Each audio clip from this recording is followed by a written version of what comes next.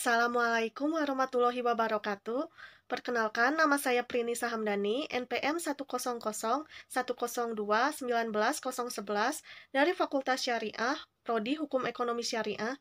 Di sini saya akan membahas mengenai hasil penelitian saya yang berjudul Tinjauan Fikih Muamalah terhadap Perbedaan Pendapat Ulama dalam Jual Beli Surat Berharga Syariah Negara menggunakan Bai al-Istiqlal. Investasi merupakan suatu kegiatan ekonomi yang diperlukan seseorang untuk dapat mempertahankan nilai aset yang dimilikinya untuk masa depan. Dalam ajaran Islam, Allah telah memerintahkan kepada umatnya untuk meraih kesuksesan dan memperoleh hasil investasi.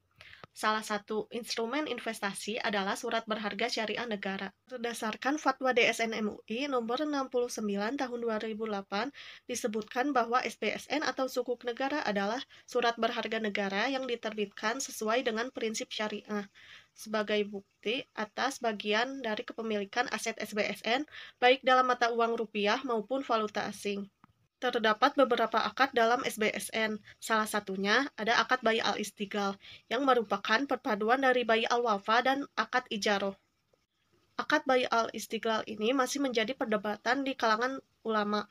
Salah satunya ada ulama Hanafi yang memperbolehkan penggunaan akad tersebut dan Rafiq Yunus al-Misri yang tidak memperbolehkan penggunaan akad tersebut. Sehingga rumusan pada penelitian ini yang pertama, bagaimana praktik transaksi jual-beli SBSN dengan menggunakan akad Bai al-Istiqlal. Yang kedua, bagaimana argumen dan istinbat hukum yang dilakukan ulama Hanafi dan Rafiq Yunus al-Misri. Yang ketiga, bagaimana tinjauan fikih muamalah terhadap perbedaan pendapat ulama antara Imam Hanafi dan Rafiq Yunus al-Misri tentang akad Bai al-Istiqlal. Tujuan dari penelitian ini yang pertama untuk mengetahui praktik transaksi jual beli SBSN dengan menggunakan akad Bai al-Istiqlal, yang kedua untuk mengetahui argumen dan istinbat hukum yang dilakukan ulama Hanafi dan Rafiq Yunus al-Misri, dan yang ketiga untuk menganalisis tinjauan fikih muamalah terhadap perbedaan pendapat ulama antara Imam Hanafi dan Rafiq Yunus al-Misri tentang akad Bai al-Istiqlal. Penelitian ini menggunakan metode penelitian kualitatif yang bersifat deskriptif analisis dengan pendekatan normatif. Jenis datanya adalah data kualitatif dengan sumber data dari bahan hukum primer, bahan hukum sekunder, dan bahan hukum tersier. Teknik pengumpulan datanya menggunakan penelitian kepustakaan yang berasal dari buku-buku, jurnal-jurnal, dan literatur-literatur. Adapun metode analisis datanya menggunakan metode analisis deskriptif. Hasil dan pembahasan. Pada poin pertama ini membahas mengenai praktik transaksi jual beli SBSN dengan menggunakan akad Bai al-Istiqlal. Praktik transaksi jual beli SBSN dengan menggunakan akad Bai al-Istiqlal ini sebenarnya sama dengan ijaroh sell and leaseback, yang dimana pemerintah akan menjual aset SBSN-nya kepada para investor. Kemudian, apabila investor telah membeli aset tersebut, maka pemerintah akan memberikan hak manfaat atas aset tersebut. Investor pun bisa menyewa aset tersebut kepada pemerintah.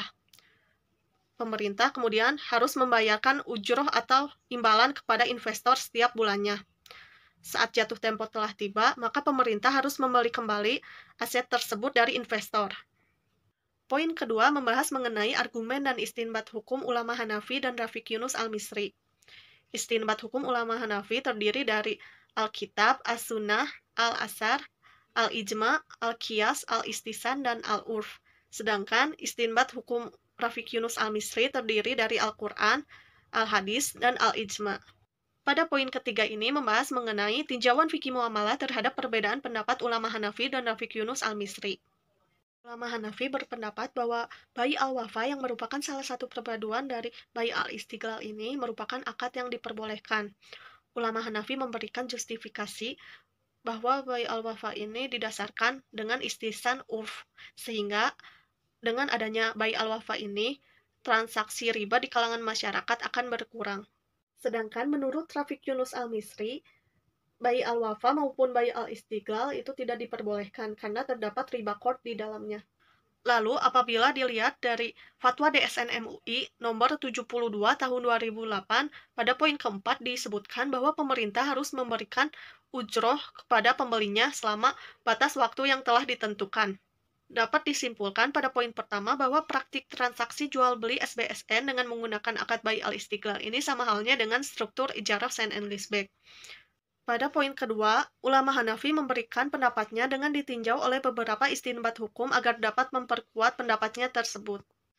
Pada poin ketiga, pendapat ulama Hanafi lebih mendekati fatwa DSN MUI nomor 72 tahun 2008 tentang SBSN Ijarah Sale and Leaseback, yang dimana menyebutkan bahwa pemerintah harus memberikan ujroh atau imbalan kepada investor, sehingga akad bai al-istiqlal ini sebenarnya dapat digunakan dalam praktik jual beli SBSN apabila telah sesuai dengan prinsip syariah dan dapat menguntungkan bagi kedua belah pihak. Sekian dari saya, terima kasih atas perhatiannya. Mohon maaf apabila ada kesalahan. Wassalamualaikum warahmatullahi wabarakatuh.